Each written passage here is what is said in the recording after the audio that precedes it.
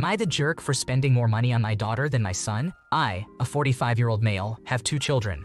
A 16-year-old male named Dylan and a 15-year-old female named Sarah. Their mother and I divorced in 2017. My children and I hardly ever knew each other as a result of their mother not letting me see them. Dylan came to live with me in May of last year, and after certain events, Sarah came to live with me in October. My children grew up differently, despite being raised in the same household. My ex displayed clear favoritism toward Dylan and would spend extra money on him because Sarah attended school online for mental health reasons, which cost more money. When they came to live with me, Dylan went to school in a whole other province for a few months, which cost far more than her school. He was enrolled in a boarding school of his choice because it's in the city he grew up in, and he wanted to be around his friends. He left by his own will, and I told him he could go back anytime. Sarah managed to make friends online and meet with them in person. They are close now, so she occasionally asks for money to go out. According to Dylan, it's unfair because he doesn't do that. He calls it an unnecessary expense. Sarah has very sensitive skin on top of having a skin condition, so she has limited options for products she uses. Her products automatically cost more. Dylan complains again, claiming that they are unnecessary expenses. Sarah wears glasses, he does not. He sincerely believes that if we spend money on one of her needs, the same amount should be spent on him. When Sarah came here from her mother, she barely had any clothes. My sister sent a small sum of money and a gift card so we could buy her clothes. Dylan went shopping with her and kept pestering her about buying him something from that store. When she didn't, he went on for months about how she was receiving better treatment. Dylan has his benefits that we all simply have to ignore. He gets a monthly allowance to spend on games. He does not do any chores. His mother sends him a significantly larger amount of money than his sister monthly. His room is filled with clothes and furniture that don't even fit. I told Dylan today that I wasn't spending any more money on him than I already do when he asked if I'd help him with money to build a personal computer. He already has one. He just wants a far better one. He went on and on for hours about how Sarah got this, that, and the next thing. Keep in mind, his room is stuffed with things I bought him that I did not buy Sarah. He got his mother and my partner on my case. They claim that it's only fair and that I'm treating her as more important. Am I the asshole? You did nothing wrong here. Dylan needs to learn the difference between needs and wants. It's none of his business how you spend your money or what is an unnecessary expense. It's great that someone is finally looking out for Sarah and making sure things are balanced. I would discourage further conversations with him or your ex. Am I the jerk for laughing at my sibling when they ask for help with something I have offered to teach them numerous times before? I, a 38-year-old male, have a half-sister who is a 27-year-old female. She and I have the same mother but different fathers. Neither of our fathers have ever been very involved in our lives, so I have kind of been the only male role model she has ever had. Growing up, we never had much money, so I started taking odd jobs around the age of 14 or 15 for extra spending money. I did yard work, delivered newspapers, and shoveled snow. We lived in a smaller town, and I ended up meeting a few middle-aged guys who were kind of do-it-all handymen. They took me under their wing and taught me a lot about tools, cars, and carpentry. I was never good in school, but these two were a wealth of information, and I absorbed it all. I worked hard in my 20s and was able to purchase my sister a cheap used car when she turned 16. I tried to teach her everything I felt she should know about basic car maintenance, but she had no interest whatsoever. She just wanted to drive around with her friends. She would always say, "Why do I need to know how to do ABC when I can just pay someone to do it?" No matter how many times I offered to show her how to change the oil or swap a tire, she never took me up on it. She has since purchased a newer car of her own, and I've helped her with a couple of basic repairs to avoid having to bring it into a shop. Each time I offered to show her what, how, and why I was doing something, but she refused to even attempt to learn. She is very much a girly girl and has zero interest in that sort of thing. Last Saturday, I got a call from her at about 10 p.m. She had just gotten off work and got a flat tire on her way home. She lives in a rural area and works 20 miles away, and she was stranded about halfway home. It was also pouring rain. She was upset because she didn't know what to do and wanted me to come help. The problem was, I had spent that evening drinking with some buddies and had no way of driving. I told her she would have to either call a tow truck, roadside assistance, or wait there until morning when I could drive to her. None of these options were acceptable to her, and she got angry at me. She asked if I could talk her through changing a tire over the phone, and I laughed, which made her even more upset. I told her I've offered over a dozen times to show her how to do that sort of thing, and she refused every single time. I told her I would gladly show her the next day, but there was no way I was trying to drunkenly talk her through it while she was upset and on a dark country road in the rain. She hung up, but she did text me a few minutes later to tell me that a friend was coming to pick her up. No thanks to me. The next morning, my mother called me and told me that my sister had called her and told her what happened the previous night. She told me that she was disappointed in me for not helping my sister and that I shouldn't have laughed at her when she was upset because it only made things worse. Shortly after, my sister texted me, saying that I was a jerk for not doing more to help and that laughing at her when she was in trouble was a mean thing to do. You are not in the wrong here. You tried many times to teach her, but she wasn't interested. She could always pay someone to help her, and the minimal forethought to have an auto club membership would have been all she needed. Tell your sister she's the roof doesn't leak when it doesn't rain type. She's old enough to be able to plan ahead. Am I the jerk for not giving my parent money that my other parent left to me and my siblings? My mother, 72 years old, passed away suddenly last year. We had a strained relationship, but we made peace before she passed. My mother and father, 75 years old, had been divorced for 10 years when she passed. They negotiated their divorce themselves and did not involve lawyers. My father gave my mother more than half of their total assets because she had been a stay-at-home mother, and he still had earning potential when they split. When my mother was sick, she explained to me multiple times that she had left everything to me because she trusted me to split it with my siblings. She wanted my brother, 39 years old, and me to each get half. She wanted the two of us to decide what to give my sister, 45 years old, who was estranged from my mother. A few days after my mother died, I spoke to my father. He said that he and my mother had had a verbal agreement that she would leave him about a quarter of her assets if she died before him. At the time, I was receptive and said that if possible, I would give it to him. We agreed not to talk about it with anyone else, but I ended up asking friends and my brother for their input. I eventually decided that I would give my father the money, but I would split it up over 10 years because I was concerned that he would mismanage it. I also did not want to end up with zero as my brother got half, and my sister and I each got a quarter. My father's requested amount was almost my entire inheritance. My father and I spoke over the winter, and he brought up the money. I said something along the lines of, "I don't think it makes sense to give you the lump sum, but I was thinking of splitting it up over 10 years.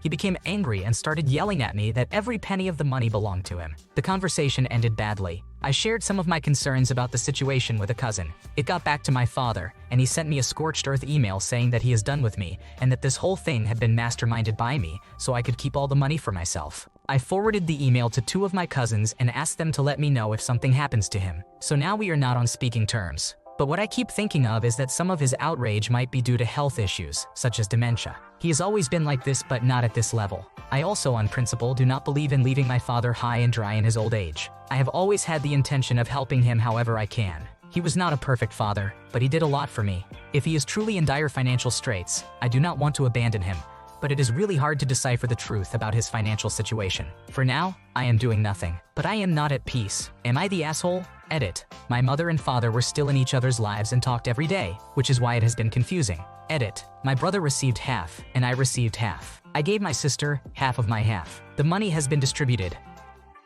You are not in the wrong here.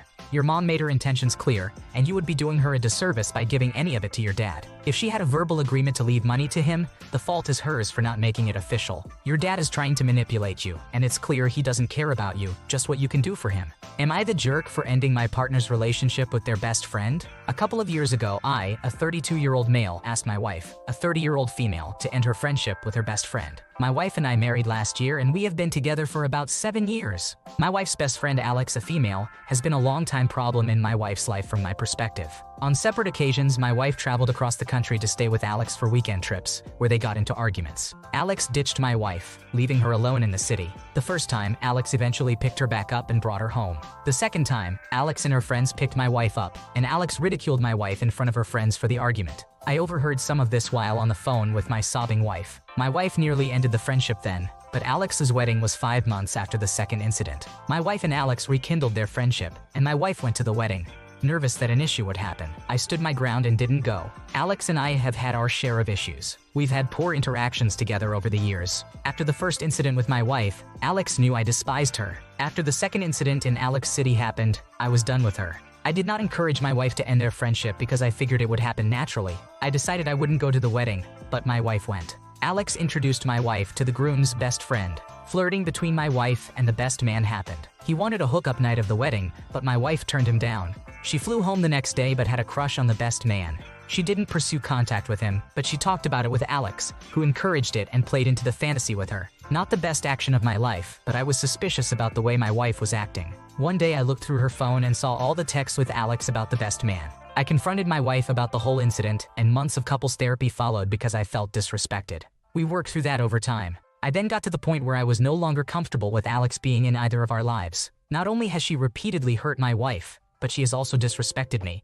encouraged my wife to pursue another relationship, and never added any positive value to my wife's life. I had tolerated her negatively affecting my wife, but I was no longer comfortable after she affected my relationship. I wrote my feelings into a Word document and printed it out for my wife to read one night after dinner. I ended the letter by telling her I was no longer comfortable with her having any relationship with Alex. She responded well, said she understood, and, long story short, that relationship ended. Fast forward a while in a minor argument, my wife told me how uncomfortable she was with me making her end her friendship with her best friend. She's glad she did it, but she is uncomfortable with me pressuring her into doing it. Was I in the wrong? Part of me feels bad for doing it, but like I said, I could tolerate Alex hurting my wife, but I drew the line when her actions hurt me. You are not the jerk. It seems like the real issue is the behavior of the wife, not just the friend's encouragement. If one missed wedding led to her genuinely considering destroying the marriage, then there are much larger problems at play. Faithful people don't just randomly walk that line, and daydreaming about cheating isn't something you do when you love someone. Am I the jerk for freaking out at my mom's birthday party and saying I'm so tired of my family's shitty drama? My mom turned 60 on Saturday, and we were celebrating her birthday at my aunt's house. My aunt is my mom's sister. My parents both have children from different relationships. My mom was married before she met my dad and lost her husband, who is the father of Kevin, Anna, and Henry. My dad was not married before but had an on and off relationship that resulted in Emma and Robbie. Emma and Robbie's mother was not a part of their lives growing up. I think she left them when Robbie was still a baby. My parents met 2 years after my mom's first husband died. They got married 18 months later and blended their families. I, a 16-year-old female, was born another year later. Emma and Robbie loved my mom and started calling her Mom almost right away. They love my mom for being a mother to them when their own did not want to know them. Kevin, Anna, and Henry do not call my dad, Dad, and they never really liked that my mom and dad got married. Emma and Robbie hate the other three because they do not call Dad, Dad, and they have made it their mission to tell my mom's kids how wrong that is. Kevin, Anna, and Henry hate Dad's kids for thinking they would ever call someone else Dad. Kevin and Emma fight the worst. Mom and Dad know and have been involved in these fights over the years and have tried to make the family less blended and more of a family. None of my siblings like or accept me either. For Emma and Robbie, it is jealousy that I am my parents' biological child, and Kevin, Anna, and Henry just see me as less than and hate that I exist because I remind them their dad is gone when they see me or think about me. So I do not really fit. I have siblings, but not really, because none of them would ever be there for me. They never want me around, even when I try to support them if something bad happens. That is the summarized version of the background. This drama still exists today. Emma and Robbie are still bitter at the other three for not claiming Dad. The same old fight started at Mom's birthday party, and my parents were involved in it too. Some of the extended family were trying to join this exhausting feud as well. I just could not take it anymore. I am so tired of all of this. I ended up freaking out when I was mentioned, and I told them to stop already. I am sick of the drama. I am sick of being rejected by both sets of siblings. I am sick of everyone acting like Mom's kids are wrong for not calling Dad Dad when they love and remember their father. I said everyone was making too big a deal out of it. I said I hate being around them because they always fight and always show how much hatred they have for each other, and it is ridiculous after all this time. I told them I was over it all. Then, I walked home. My parents were so mad at me when they got home. Dad told me I abandoned Mom on her birthday, and Mom did not like the stuff I said. She told me my little freakout was awful to hear. Am I the asshole? Nothing you have done here makes me think you are the jerk. You sound more mature than either your parents or older half-siblings, and you've been listening to their tiresome drama for 16 years. Something had to give. Your siblings needed to hear the truth, and it's understandable that this was your boiling point. I bet your parents are partially mad because they are embarrassed that the drama got called out. Going no-low contact with your half-siblings will definitely help your mental health. Am I the jerk for telling my sibling I think their soon-to-be ex-spouse was right to leave them? My brother Adam, who is 32 years old, and my sister-in-law Eve, who is 29 years old, are in the middle of a divorce. Eve is the one who wants the divorce. Adam very much does not, but Eve is determined and has already moved out. I am 30 years old and can't blame her because I would have done the same. My brother has ADHD and has never been very good at complying with treatment to help with it. He has an amazing bouncy personality to be friends with, but living with him is a complete nightmare. I know because growing up I was always expected to pick up his slack. He doesn't like to take medication because he doesn't like the way it makes him feel, and therapy has never seemed to help him much. He and Eve met in college, and he was living with our parents up until they got married, so I don't think she realized just how bad it was until then. Eve is one of the most chill people I know, but I've watched her go from happy and put together to a nervous wreck over their marriage. We're friends and talk a lot, and she confided in me that she feels like the only adult in the house, and it's driving her slowly insane. They tried marriage counseling, but there was no lasting change. Eve has been in therapy for herself for the last year, but my brother doesn't see the point. The straw that broke the camel's back was her having surgery and my brother completely dropping the ball on helping her while she recovered, as she couldn't get around easily. Her mother ended up having to fly there to take care of her. She told him that she couldn't do it anymore and that she wanted to have children but could never trust him to be a good parent now, so they needed to split. Ever since she moved out, his life has been complete chaos because she really was the only one doing any of the household management. I've been holding my tongue and trying to be supportive while he cries and complains because I know it's hard. But I was on the phone with him the other day and he called Eve a bitch for leaving him and making it about children when she knows how much he wants them. I just had it. I told him that Eve leaving him was the best move for her own mental health, and she was probably right that he's not responsible enough to be a father right now and may never be at this rate. He needs to take a good look at his life without Eve and ask himself if he's capable of doing the hard, everyday parts of parenting, or if he just wanted the fun parts while Eve did all the actual work. He's furious with me, and our mother chewed me out for kicking him while he's down. Our father agrees with me and thinks I shouldn't have kicked the anthill. You are not in the wrong here for finally snapping and telling your brother the truth that he needed to hear. Eve did everything to save their marriage, and your brother was just happy to take until there was nothing left. He made his bed, or, well, left it unmade, and now he has to deal with it. He has to clean up his own mess, literally and figuratively, before he's fit to be a husband and father. Thanks for watching. When you subscribe, make sure to hit the bell to turn on notifications so you never miss a video. To finish listening to all the stories, check out the playlist in the description.